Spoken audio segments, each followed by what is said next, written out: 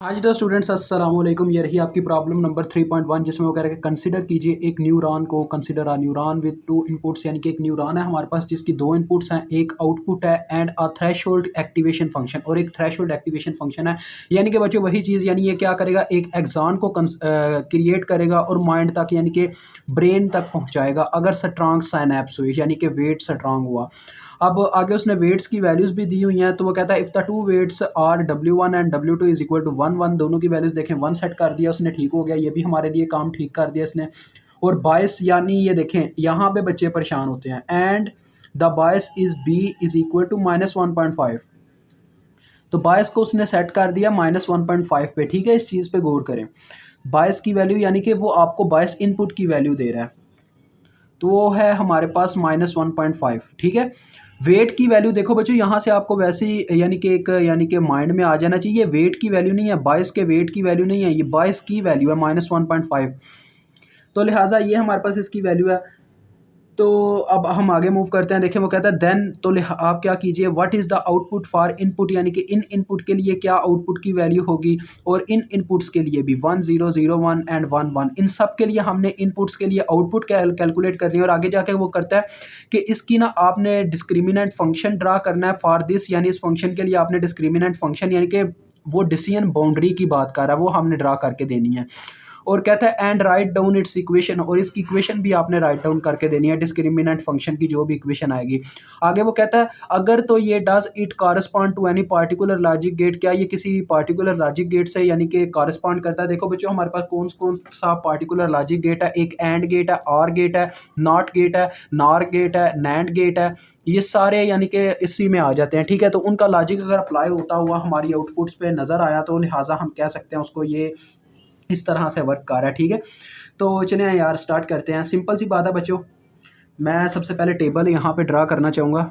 Table में क्या करूँगा, 22 की वैल्यू शुरू में रखूँगा, 22 वाली की B, ये आ गया B। फिर हम ले लेंगे अपना X1, then X2 and then is our Y, ठीक है जी। यानी कि हमारा Y क्या आता है, this is our output means, ये मेरा मतलब है। तो ये तो हमारे पास रहेगा ही -1.5। देखें 4 इनपुट्स उसने दी हुई हैं, तो लिहाजा 4 दफ़ा 22, तो 22 की वैल्यू तो यहीं पे एज इट एज चलेगी -1.5। तो फर्स्ट हमारे पास जो इनपुट आ रही है वो दोनों इनकी वैल्यू 0 है। नेक्स्ट में जो आ रही है वो फर्स्ट वाली 1 हो गई है, दूसरी वाली 0 है।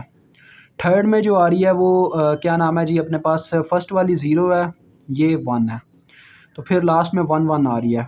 अब आपको पता है हम कैसे लिखते हैं, 0 0 0 1 फिर 1 0 फिर 1 1। इसने थोड़ा सा इन दोनों को आपस में रिप्लेस कर दिया, और कोई बात नहीं है। वैसे हमने y को फाइंड आउट करना है, इट डज़ नॉट मैटर कि ये किस तरह से लॉजिक बनता है, अब हम चेक ही करेंगे।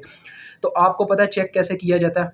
अब 1 बाय 1 हम इसका आंसर लिखेंगे, वो किस तरीके से, कैलकुलेशन की मदद से। देखें पहले नंबर पर मैं कैलकुलेशन करने लगा, इसको नंबर 1 दे के मैं H1 फाइंड आउट करने लगा हूँ, ठीक है बच्चों। H1 which is equal to, आपको पता है इसका फार्मूला क्या होता है, sigmoid I is equal to हमारे पास होता है 0 to n, ठीक है जी, WI/XI, ये फार्मूला होता है। तो अब इसमें बच्चे जो 22 है ना, 22 की डायरेक्ट वैल्यू लिखी गई है, तो इसका वेट आप कंसिडर कर सकते हो। वैसे आपने यहाँ पे लिख लेना late W0 is equal to, हम इसको भी 1 ही लेट कर लेते हैं, जैसे वो वैल्यू सेट है, ठीक है जी। इसको 1 ही कंसिडर करेंगे। वैसे 22 की वैल्यू बच्चों एज इट एज ही चल रही होती है। तो देखें पहले नंबर पे हमारे पास आ जाएगा W0 X0, तो X0 असल में हमारे पास यहाँ पे इक्वल है B के, एंड यहाँ पे आप लिख सकते हैं साथ में लेट करके ना, ये लिखने के बाद and X0 is equal to W0, ठीक है। इस तरह से आप सॉरी W0 मैंने लिख दिया यार, कि ये क्या गलती हो रही है मुझसे, W0 मल्टीप्लाई बाय B। असल में बच्चों मैं लिखना ये चाहता था X0 is equal to B, लेकिन मैंने गलती से W0 बीच में लिख दिया, तो उसको इस लॉजिक को भी मैं ठीक कर रहा हूँ। कैसे, W0 की जब वैल्यू 1 है तो X0 is equal to B ही आना, यानी कि लिखना मैं ये चाहता था कि 22 की वैल्यू ही X0 है, लेकिन वो मैं गलती से लिख गया उसको W0 को, तो इट डज़ नॉट मैटर, ये मसला नहीं करता, इसलिए मैंने इस तरह से लिख दिया। तो W0 के साथ आ जाएगा X0, क्योंकि एक दफ़ा आपको ये फार्मूला लिख के दिखाना है, इसलिए मैं अपना लॉजिक ठीक कर रहा था, ठीक है जी। W1 X1 W2 X2 यहीं तक ये चलेगा, क्योंकि हमारे पास इनपुट्स यहीं तक तक हैं। अब वैल्यूज़ पुट करके देखते हैं। देखें W0 की वैल्यू 1 है बच्चों, देखो तमाम वेट्स की वैल्यूज़ 1 हमने सेट की हैं। W1 W2 ये तो गिवन में ही 1 थी और W0 भी 1 है, तो लिहाजा वेट का लॉजिक ही खत्म हो गया। वेट्स की वैल्यूज़ को देखने की ज़रूरत ही नहीं है, सिर्फ X0 X1 और X2 की वैल्यू देखो। ये देखो फर्स्ट लॉजिक हम प्रूव कर रहे हैं, तो इसमें X0 की वैल्यू -1.5 है, X1 की वैल्यू प्लस X1 की वैल्यू जो कि 0 है, प्लस X1 X2 की वैल्यू जो कि 0 है। यानी वेट्स की वैल्यूज़ इनकी 1 है ना, तो 1 multiply by 0 1 sorry 0 1 multiply by 0 0, तो ये हमारे पास आ गया, तो ये मेरे पास आ गया -1.5। तो H1 अगर -1.5 आया है, जिसका मतलब क्या है बच्चों, अगर आपका H1 जो है यहाँ पे आप Y1 अब आप निकाल लोगे। देखो Y1 को लिखने का ये तरीका होगा आपका, एज H1 इज़ ये क्या है, लेस दैन 0 है, यानी स्मॉलर दैन 0 है, 0 से इसकी वैल्यू छोटी आई है, तो लिहाजा it's means it's result is 0। यानी कि जब आपका H1 लेस दैन 0 होगा, मैंने आपको बताया था यार, जब हमारी वैल्यू 0 से लेस आती है तो हम हमारे लॉजिक के अकॉर्डिंग वो रिजल्ट 0 के बराबर होता है, और अगर 0 से ग्रेटर आ जाए तो हम उसको 1 कंसिडर करते हैं। तो ये आपने इसके लिए फाइंड आउट कर लिया, ये 0 दे रहा है। ठीक है बच्चों। अब यार अगर आपको थोड़ा बहुत इशू होता है ना मेरी वॉइस से, तो उसके लिए माजरत चाहूँगा। असल में मेरा ना मसला चल रहा है इस वक्त डेंटिस्ट के साथ, दांत का थोड़ा बहुत मसला है, तो वो पेन दे रहा है मुझे इस वक्त भी। तो H2 आगे फाइंड आउट करते हैं हम। H2 आपको पता है कि इसका क्या मतलब है, यानी मैं दूसरा लॉजिक अब चेक करने लगा हूँ।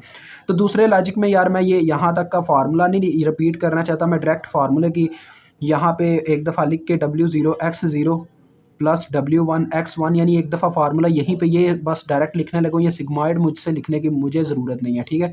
W2 X2 is equal to, देखें W0 की वैल्यू कितनी है हमारे पास, ये सारे 1 नहीं है, आपको पता है इसकी वैल्यू भी 1 है, इसकी वैल्यू भी 1 है, इसकी वैल्यू भी 1 है। बार बार X0 X1 और X2 की वैल्यूज़ ही बार बार कंसिडर की जाएंगी। इसमें देखो X0 की वैल्यू -1.5 है इस लॉजिक में, X1 की वैल्यू 1 है, तो +1 प्लस 1 इंटू 0, 1 इंटू 0 यानी X2 की वैल्यू 0 है ना इसमें, तो 1 इंटू 0 0 होता है, तो ये आपके पास आ गया। तो देखो बच्चों ये मुझे क्या दे रहा है, -0.5 आ रहा है। तो इस लॉजिक के अकॉर्डिंग हमारा Y2 जो है उसका H2 आ गया हमारे पास अब फिर से लेस दैन 0, यानी इसकी वैल्यू भी 0 से छोटी है H2 की, तो लिहाजा रिजल्ट में 0 कंसिडर किया जाएगा। ओके हो गया, इस तरह से लॉजिक चलता है। अब हम तीसरा भी चेक करते हैं। Third H3 is equal to W0 X0 plus W1 X1 plus W2 X2। तो देखें यहाँ पे भी ये -1.5 ही आएगा। W1, अब इसमें देखो बच्चों W1 तो आपको पता है इसकी वैल्यू तो 1 है, लेकिन X1 की वैल्यू कितनी है, 0, तो ये होल टर्म 0 हो जाएगी मल्टीप्लाई होने की वजह से X1 के साथ। आगे देखें X2 हमारा 1 है, W2 भी 1 है, इसकी वैल्यू भी हमें 1 गिवन है जैसा कि आप देख सकते हैं, तो लिहाजा इस यहाँ पे आ जाएगा +1। अब इसको भी सॉल्व करूँ तो ये भी -0.5 दे देता मुझे, तो लिहाजा H3 की वैल्यू भी हमारे पास यहाँ पे क्या आई है, H3 is less than 0, so result is also is equal to 0 in this term. अब लास्ट में देखें अब क्या होता है, अब हम फाइंड आउट करेंगे H4 को। तो ये क्वेश्चन बस दी एंड होने के करीब है बच्चों, टेंशन नहीं लेनी।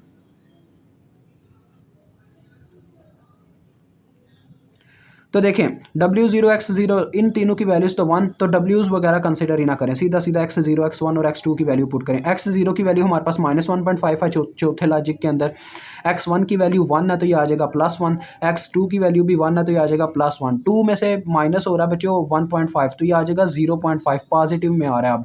तो यानी आप चेक कर सकते हो Y4, फिर आपके पास क्या हुआ, H4 is greater than 0, so it's is equal to 1, क्योंकि H4 की वैल्यू अब 0 से ग्रेटर आ गया, तो लिहाजा आप रिजल्ट में क्या कंसीडर करोगे, 1।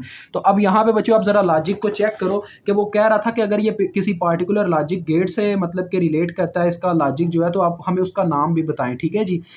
तो ज़रा गौर कीजिएगा, ये किससे रिज़ल्ट कंसिडर किया जा रहा है। देखें अगर कोई भी एक इनपुट 0 है तो रिज़ल्ट में 0 आ रहा है, जब दोनों इनपुट्स 1 होती हैं तब जाके रिज़ल्ट में 1 मिलता है। तो ऐसा कौन सा गेट है बच्चों जो इस तरह का लॉजिक देता है, वो हमें एंड गेट देता है। एंड गेट कहता है कि जब तक हमारी दोनों की दोनों यानी तमाम की तमाम इनपुट्स वन नहीं हो जाती, मैं आपको रिजल्ट में कभी वन नहीं दूंगा, ठीक है। तो डैट्स वाई यही चीज़ है कि जब दोनों इनपुट्स वन हुई तभी हमें वन मिला, बाकी सब में ज़ीरो हमें मिला, क्योंकि उनमें एक इनपुट बार बार ज़ीरो होती थी। तो डैट्स वाई बच्चों ये चक्कर है, तो हम उसको कह सकते हैं it's our logic in this question, या आप कह सकते हो in this problem our logic gate is and gate, ठीक है जी। ये आप नीचे पहले मेंशन कर दो, फिर आगे हम वो डिस्क्रिमिनेंट बाउंड्री वगैरह की बात करते हैं। In this problem our particular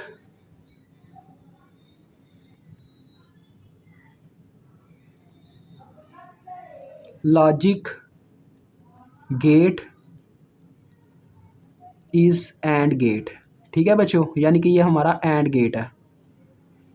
okay हो गया, ये आपने डन कर दिया उसके क्वेश्चन को। इसको आप नाम दे सकते हो एज उसका, क्योंकि आप उसके आंसर्स देने लग पड़े हो। आप अब बी में हम उसकी डिस्क्रिमिनेंट बाउंड्री की बात करेंगे, यानी डिस्क्रिमिनेंट फंक्शन जो हमसे वो मांग रहा है।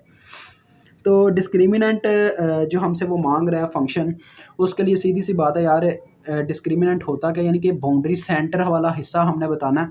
तो वो कैसे बताएंगे, काफ़ी सिंपल है। तो हाँ, तो बच्चों अगर आपको हमारा वो लॉजिक याद हो यानी वो सॉरी लॉजिक क्या जो हमने आपको लेक्चर दिया था डिसीजन बाउंड्री पे, वो क्या था, यानी आपकी इनपुट्स का डॉट प्रोडक्ट आपकी वेट की वैल्यूज़ के साथ जो कि इज़ इक्वल टू ज़ीरो होना चाहिए, ये कहा गया उसमें, ठीक है जी। यहाँ पे आप ये चीज़ तो देख सकते हैं, आपके तमाम के तमाम वेट्स की वैल्यूज़ वन है, ठीक है। तो वेट्स तो मैटर नहीं करेंगे, डायरेक्ट इनपुट्स ही मैटर करेंगी, और इनपुट्स आपस में क्या हो रही होती हैं, प्लस हो रही थी उस फार्मूले में। अगर आपको नहीं याद तो मैं यहाँ पे साथ में मेंशन कर रहा हूँ, ये देखें। एज वी नाउ डैट, जैसा कि हम जानते थे, x1 minus x2 dot product with omega का transpose is equal to zero. ये इक्वेशन आपको अगर याद है, ये मैंने आपको डिसीजन बाउंड्री में पढ़ाई थी। तो यहाँ पे मैं लिखने लगा हूँ बच्चों, आप डिस्क्रिमिनेंट फंक्शन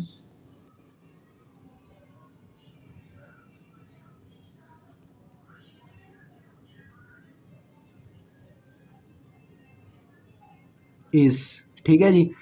तो अब डिस्क्रिमिनेंट फंक्शन क्या है, जैसा कि ये कह रहा है कि x1 माइनस x2, यानी कि x जो भी हो रहे हो वो आपस में प्लस माइनस जो भी चक्कर हो वो उनकी मतलब कि साइंस के ऊपर मैटर करता है। उसके साथ डॉट प्रोडक्ट वेट्स की वैल्यूज़ का, तो डॉट प्रोडक्ट बच्चों वेट की वैल्यूज़ यानी कि मैग्नीट्यूड उनकी ऑलरेडी वन है, ये तो हम जानते हैं। तो वेट्स यहाँ पे मैटर नहीं करेंगे, वेट हमें तंग नहीं करेंगे, बस बात होगी एक्स की वैल्यूज़ पे। तो आप इन तमाम की तमाम वैल्यूज़ को आपस में सम अप कर दो, इज़ इक्वल टू ज़ीरो कर दो, तो तब जाके आपको डिस्क्रिमिनेंट फंक्शन की बाउंड्री मिल जाएगी। तो लिहाजा मैं इनको करने लगा, देखें, x1 plus x2 plus 22 is equal to zero, ये है हमारी बच्चों डिस्क्रिमिनेंट फंक्शन की बाउंड्री। अब वैल्यूज़ पुट करते हैं, x1 और x2 की वैल्यू तो बच्चों आपने देखा बार बार चेंज हो रही है, ठीक है, लेकिन 22 की वैल्यू हमारे पास क्या थी, सेट थी अपनी जगह पे। असल में 22 ही बच्चों, जो हमारे पास 22 इनपुट होती है वही बाउंड्री बनाती है।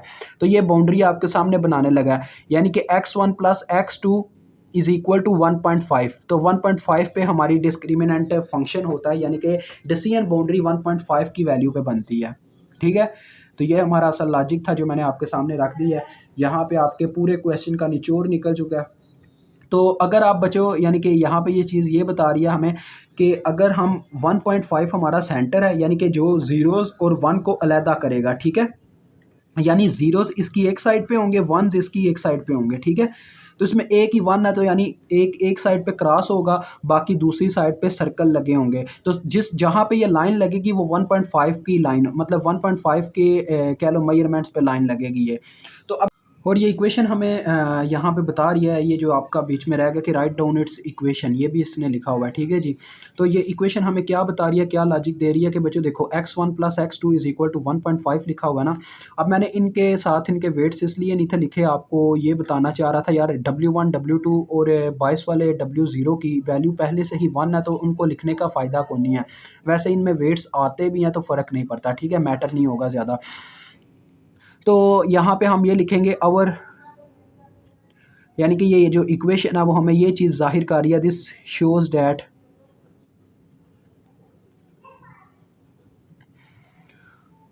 आउटपुट हमारी बच्चों, देखो आउटपुट जो है वो उस आउटपुट हमारी ज़ीरो होगी उस वक्त जब हमारे पास ये जो x1 प्लस x2 है ये लेस देन 1.5 होगा, ठीक है जी। और आउटपुट हमारी उस वक्त 1 होगी जब हमारे पास x1 plus x2 greater than 1 होगा, ग्रेटर देन 1.5 होगा। अब इसका लॉजिक मुझे कैसे पता चला ये भी मैं आपको बता देता हूँ, मसला ही नहीं है। देखो बच्चों, x1 प्लस x2 करने पे जब हमें यानी कि रिजल्ट में ज़्यादा वैल्यू मिल रही थी तभी हमारे पास लॉजिक में आउटपुट में 1 आया। ये देखें, ये लास्ट में आप लॉजिक चेक कर सकते हैं H4 में। तो ये सारी बात करने के बाद, लेक्चर को कवर अप करने के बाद ये सब बता रहा हूँ क्योंकि मुझे बाद में ये चीज़ याद आई है, एक चीज़ तो रह ही गई थी आपकी। तो देखें H4 जो है ना, H4 के यहाँ पे आप देख सकते हैं H4 हुआ ही उस वक्त, यानी यहाँ पे 0.5 वैल्यू यानी कि 0 से ग्रेटर ही उस वक्त आई थी जब x1 और x2 दोनों हमारे पास क्या थे, ग्रेटर हो चुके थे बाइसिंग वैल्यू से। देखो 1 प्लस 1 यानी इन दोनों का सम जो था वो ग्रेटर हो गया था 1.5 से, तो लिहाजा 2 ये बना, इसी वजह से हमारे पास देखो इनपुट 1 हुई। अदरवाइज़ ये जब भी यानी इनका सम जो है 1.5 से स्मॉल रहा है, देखो यहाँ पे ये 1 था, यहाँ पे भी 1 था, वहाँ पे शुरू में 0 था, तब उन वक्तों में क्या था, ये 0 दे रहा था, बार बार हमें आउटपुट में 0 मिल रहा था। तो ये इसका कंसेप्ट यहाँ से हमें मिलता है, ठीक है जी। This is your C point. तो अब आपका ये क्वेश्चन कवर अप होता है।